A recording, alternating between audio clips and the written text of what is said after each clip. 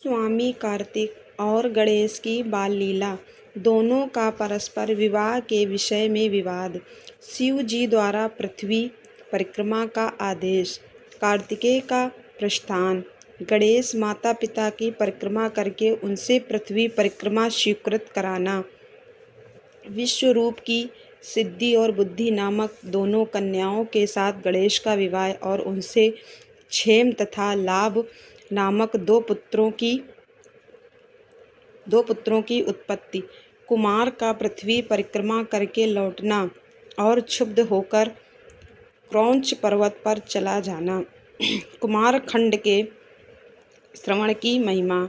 नारद जी ने पूछा, तात मैं गणेश के जन्म संबंधी अनुपम वृतांत तथा परम पराक्रम से विभूषित उनका दिव्य चरित भी सुन लिया। सुरेश्वर, उसके बाद कौन सी घटना घटी उसका वर्णन कीजिए, क्योंकि पिताजी शिव और पार्वती का उज्ज्वल यशमान आनंद प्रदान करने वाला है। ब्रह्मा जी ने कहा, मुनि श्रेष्ठ, तुम तो बड़े कारुणिक हो, तुमने बड़ी उत्तम बात पूछी है।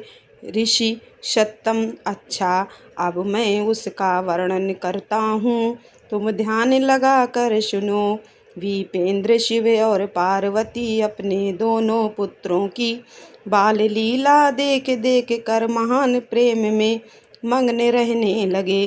पुत्रों का लाड़ प्यार करने के कारण माता पिता का सुख दिनों दिन बढ़ता जाता था और वे दोनों कुमार प्रीतिपूर्वक आनंद के साथ तरह तरह की लीलाएं करते थे। मुनीश्वर, वे दोनों बालक स्वामी कार्तिक और गणेश भक्ति पूरित चित्त से सदा माता पिता की परिचर्या किया करते थे। इससे माता पिता का महान स्नेह षण्मुख और गणेश पर शुक्ल पक्ष के चंद्रमा की भांति दिन प्रतिदिन बढ़ता ही गया।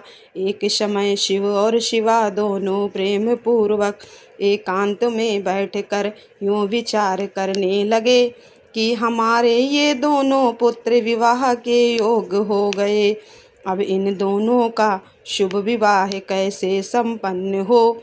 हमें तो जैसे षडानन प्यारा है वैसे ही गणेश भी है। ऐसी चिंता में पड़कर वे दोनों लीलावश आनंद मग्न हो गए। मुने माता पिता के विचार को जानकर उन दोनों पुत्रों के मन में भी विवाह की इच्छा जाग उठी। वे दोनों पहले मैं विवाह करूँगा यूं बारंबार कहते हुए परस्पर विवाद करने लगे। तब जगत के अधीश्वर वे दोनों दंपति पुत्रों की बात सुनकर लौकिक आचार का आश्रय ले परम विस्मय को प्राप्त हुए। कुछ समय बाद उन्होंने अपने दोनों पुत्रों को बुलाया और उनसे इस प्रकार कहा, शिव पार्वती बोले, सुपुत्रों, हम लोगों ने पहले से ही एक ऐसा नियम बना रखा है जो तुम दोनों के लिए सुखदायक होगा। अब हम यथार्थ रूप से उसका वर्णन करते हैं, तुम लोग प्रेम पूर्वक सुनो। प्यारे बच्चों, हमें तो तुम दोनों पुत्र समान ही प्यारे हो, किसी पर विशेष प्रेम हो ऐसी बात नहीं है। अतः हमने तुम लोगों के विवाह के विषय में एक ऐसी शर्त बनाई है जो दोनों के लिए कल्याणकारिणी है। वह शर्त ये है कि जो सारी पृथ्वी की परिक्रमा करके पहले लौट आएगा उसी का शुभ विवाह पहले किया जाएगा। ब्रह्मा जी कहते हैं, मुने माता पिता की यह बात सुनकर सरजन्मा महाबली कार्तिकेय तुरंत ही अपने स्थान से पृथ्वी की परिक्रमा करने के लिए चल दिए, परंतु अगाध बुद्धि संपन्न गणेश वहीं खड़े रह गए। वे अपनी उत्तम बुद्धि का आश्रय ले बारंबार मन में विचार करने लगे कि अब मैं क्या करूं, कहाँ जाऊँ, परिक्रमा तो मुझसे हो नहीं सकेगी, क्योंकि कोश भर चलने के बाद आगे मुझसे चला जाएगा नहीं। फिर सारी पृथ्वी की परिक्रमा करके मैं कैसे सुख प्राप्त कर सकूँगा। ऐसा विचार कर गणेश ने जो कुछ किया उसे सुनो। उन्होंने अपने घर लौट कर विधि पूर्वक स्नान किया और माता पिता से इस प्रकार कहा। गणेश जी बोले, पिताजी एवं माताजी, मैंने आप लोगों की पूजा करने के लिए यहाँ 2 आसन स्थापित किए हैं। आप दोनों इस पर विराजिए और मेरा मनोरथ पूर्ण कीजिए। ब्रह्मा जी कहते हैं, मुने गणेश की बात सुनकर पार्वती और परमेश्वर उनकी पूजा ग्रहण करने के लिए आसन पर विराजमान हो गए। तब गणेश ने उनकी विधि पूर्वक पूजा की और बारंबार प्रणाम करते हुए उनकी 7 बार प्रदक्षिणा की। बेटा नारद, गणेश तो बुद्धि सागर थे ही। वे हाथ जोड़कर प्रेम मग्न माता पिता की बहुत प्रकार से स्तुति करके बोले। गणेश जी ने कहा, हे माता जी तथा हे पिताजी, आप लोग मेरी उत्तम बात सुनिए और शीघ्र ही मेरा शुभ विवाह कर दीजिए। ब्रह्मा जी कहते हैं, मुने महात्मा गणेश का ऐसा वचन सुनकर वे दोनों माता पिता महाबुद्धिमान गणेश से बोले। शिवाशिव ने कहा, बेटा तुम पहले काननों सहित इस सारी पृथ्वी की परिक्रमा तो कर आ। कुमार गया हुआ है, तू भी जा और उससे पहले लौट आ, तब तेरा विवाह पहले कर दिया जाएगा। ब्रह्मा जी कहते हैं, मुने नियम परायण गणेश माता पिता की ऐसी बात सुनकर कुपित हो तुरंत बोल उठे। गणेश जी ने कहा, हे माता जी तथा हे पिताजी, आप दोनों सर्वश्रेष्ठ धर्म रूप और महाबुद्धिमान हैं, अतः धर्मानुसार मेरी बात सुनिए। मैंने 7 बार पृथ्वी की परिक्रमा की है, फिर आप लोग ऐसी बात क्यों कर रहे हैं। ब्रह्मा जी कहते हैं, मुने शिव पार्वती तो बड़े लीलानंदी ही ठहरे। वे गणेश का कथन सुन लौकिक गति का आश्रय लेकर बोले। शिव पार्वती ने कहा, पुत्र तूने समुद्र पर्यंत विस्तार वाली बड़े बड़े काननों से युक्त इस सप्तद्वीपवती विशाल पृथ्वी की परिक्रमा कब कर ली। ब्रह्मा जी कहते हैं, मुने जब शिव पार्वती ने ऐसा कहा तब उसे सुनकर महान बुद्धि संपन्न गणेश बोले। गणेश जी ने कहा, माता जी एवं पिताजी, मैंने अपनी बुद्धि से आप दोनों शिव पार्वती की पूजा करके प्रदक्षिणा कर ली है, अतः आप मेरी समुद्र पर्यंत पृथ्वी की परिक्रमा पूरी हो गई। धर्म के संग्रह भूत वेदों और शास्त्रों में जो ऐसे वचन मिलते हैं वे सत्य हैं अथवा असत्य हैं। वे वचन हैं कि जो पुत्र माता पिता की पूजा करके उनकी प्रदक्षिणा करता है उसे पृथ्वी परिक्रमा जनित फल सुलभ हो जाता है। जो माता पिता को घर पर छोड़कर तीर्थ यात्रा के लिए जाता है वह माता पिता की हत्या से मिलने वाले पाप का भागी होता है, क्योंकि पुत्र के लिए माता पिता का चरण सरोज ही महान तीर्थ है। अन्य तीर्थ तो दूर जाने पर प्राप्त होते हैं, परंतु धर्म का साधन भूत यह तीर्थ तो पाश में ही सुलभ है। पुत्र के लिए माता पिता और स्त्री के लिए पति, ये दोनों सुंदर तीर्थ घर में ही वर्तमान हैं।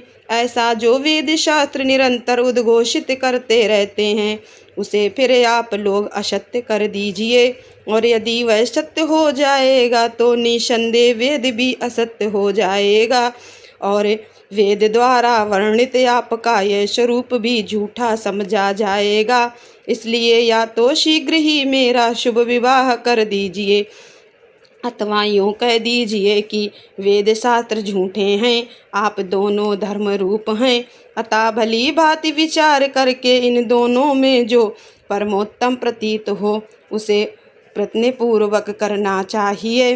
ब्रह्मा जी कहते हैं, मुने, तब जो बुद्धिमानों में श्रेष्ठ उत्तम बुद्धि संपन्न तथा महान ज्ञानी हैं, वे पार्वती नंदन गणेश इतना कहकर चुप हो गए। उधर वे दोनों पति पत्नी जगदीश्वर शिव पार्वती गणेश के वचन सुनकर परम विस्मित हुए। तदनंतर वे यथार्थभाषी एवं अद्भुत बुद्धि वाले अपने पुत्र गणेश की प्रशंसा करते हुए बोले। शिवाशिव ने कहा, बेटा तू महान आत्मबल से संपन्न है, इसी से तुझ में निर्मल बुद्धि उत्पन्न हुई है। तूने जो बात कही है वह बिल्कुल सत्य है, अन्यथा नहीं है। दुख का अवसर आने पर जिसकी बुद्धि विशिष्ट हो जाती है, उसका दुख उसी प्रकार विनष्ट हो जाता है। जैसे सूर्य के उदय होते ही अंधकार जिसके पास बुद्धि है वही बलवान है, बुद्धिहीन के पास बल कहाँ। पुत्र वेद शास्त्र और पुराणों में बालक के लिए धर्म पालन की जैसी बात कही गई है वह सब तूने पूरी कर ली। तूने जो बात की है वह दूसरा कौन कर सकता है। हमने तेरी वह बात मान ली है, अब इसके विपरीत नहीं करेंगे। ब्रह्मा जी कहते हैं, नारद यूँ कहकर उन दोनों ने बुद्धि सागर गणेश को सांत्वना दी और फिर वे उनके विवाह के संबंध में उत्तम विचार करने लगे। इसी समय जब प्रसन्न बुद्धि वाले प्रजापति विश्वरूप को शिवजी के उद्योग का पता चला, तब उस पर विचार करके उन्हें परम सुख प्राप्त हुआ। उन प्रजापति विश्वरूप के दिव्य रूप संपन्न एवं सर्वांग शोभना दो सुंदरी कन्याएं थीं, जिनका नाम सिद्धि और बुद्धि था। भगवान शंकर और गिरिजा ने उन दोनों के साथ हर्षपूर्वक गणेश का विवाह संस्कार संपन्न कराया। उस विवाह के अवसर पर संपूर्ण देवता प्रसन्न होकर पधारे। उस समय शिव और पार्वती का जैसा मनोरथ था उसी के अनुसार विश्वकर्मा ने वह विवाह किया। उसे देखकर ऋषियों तथा देवताओं को परम हर्ष प्राप्त हुआ। मुने गणेश को भी उन दोनों पत्नियों के मिलने से जो सुख प्राप्त हुआ उसका वर्णन नहीं किया जा सकता। कुछ काल के पश्चात महात्मा गणेश के उन दोनों पत्नियों से दो दिव्य पुत्र उत्पन्न हुए। उनमें गणेश पत्नी सिद्धि के गर्भ से क्षेम नामक पुत्र पैदा हुआ और बुद्धि के गर्भ से जिस परम सुंदर पुत्र ने जन्म लिया उसका नाम लाभ हुआ। इस प्रकार जब गणेश अचिंत्य सुख का भोग करते हुए निवास करने लगे, तब दूसरे पुत्र स्वामी कार्तिक पृथ्वी की परिक्रमा करके लौटे। उस समय नारद जी ने आकर कुमार स्कंद को सब समाचार सुनाए। उन्हें सुनकर कुमार के मन में बड़ा क्षोभ हुआ और वे माता पिता शिवाशिव के द्वारा रोके जाने पर भी न रुककर क्रौंच पर्वत की ओर चले गए। देवर्षि उसी दिन से शिवपुत्र स्वामी कार्तिक का कुमार तत्व कुंवारापना प्रसिद्ध हो गया। उनका नाम त्रिलोकी में विख्यात हो गया। वह शुभदायक सर्वपापहारी पुण्यमय और उत्कृष्ट ब्रह्मचर्य की शक्ति प्रदान करने वाला है। कार्तिक की पूर्णिमा को सभी देवता ऋषि तीर्थ और मुनीश्वर सदा कुमार का दर्शन करने के लिए क्रौंच पर्वत पर जाते हैं। जो मनुष्य कार्तिक की पूर्णिमा के दिन कृत्तिका नक्षत्र का योग होने पर स्वामी कार्तिक का दर्शन करता है उसके संपूर्ण पाप नष्ट हो जाते हैं और उसे मनोवांछित फल की प्राप्ति होती है। इधर स्कंदा बिछो हो जाने पर उमा को महान दुख हुआ। उन्होंने दीन भाव से अपने स्वामी शिव जी से कहा, प्रभु आप मुझे साथ लेकर वहाँ चलिए। तब प्रिया को सुख देने के निमित्त स्वयं भगवान शंकर अपने एक अंश से उस पर्वत पर गए और सुखदायक मल्लिकार्जुन नामक ज्योतिर्लिंग के रूप में वहाँ प्रतिष्ठित हो गए। वे सत्पुरुषों की गति तथा अपने सभी भक्तों के मनोरथ पूर्ण करने वाले हैं। वे आज भी शिवा के सहित उस पर्वत पर विराजमान हैं। बेटा नारद, वे दोनों शिवा शिव भी पुत्र स्नेह से विहल होकर प्रत्येक पर्व पर कुमार को देखने के लिए जाते हैं। अमावस्या के दिन वहाँ स्वयं शंभु पधारते हैं और पूर्णिमा के दिन पार्वती जी जाती हैं। मुनीश्वर, तुमने स्वामी कार्तिक और गणेश का जो जो वृतांत मुझसे पूछा था वह सब मैंने तुम्हें कह सुनाया। इसे सुनकर बुद्धिमान मनुष्य समस्त पापों से मुक्त हो जाता है और उसकी सभी शुभ कामनाएं पूर्ण हो जाती हैं। जो मनुष्य इस चरित्र को पढ़ता अथवा पढ़ाता है, वह सुनता अथवा सुनाता है, निसंदेह उसके सभी मनोरथ सफल हो जाते हैं। यह अनुपम आख्यान पापनाशक, कीर्तिप्रद, सुखवर्धक, आयु बढ़ाने वाला, स्वर्ग की प्राप्ति कराने वाला, पुत्र पौत्र की वृद्धि करने वाला, मोक्षप्रद, शिव जी के उत्तम ज्ञान का प्रदाता, शिव पार्वती में प्रेम उत्पन्न करने वाला और शिव भक्तिवर्धक हैं। यह कल्याणकारक, शिव जी के अद्वैत ज्ञान का दाता और सदा शिवमय है। अतः मोक्षकामी एवं निष्काम भक्तों को सदा इसका श्रवण करना चाहिए।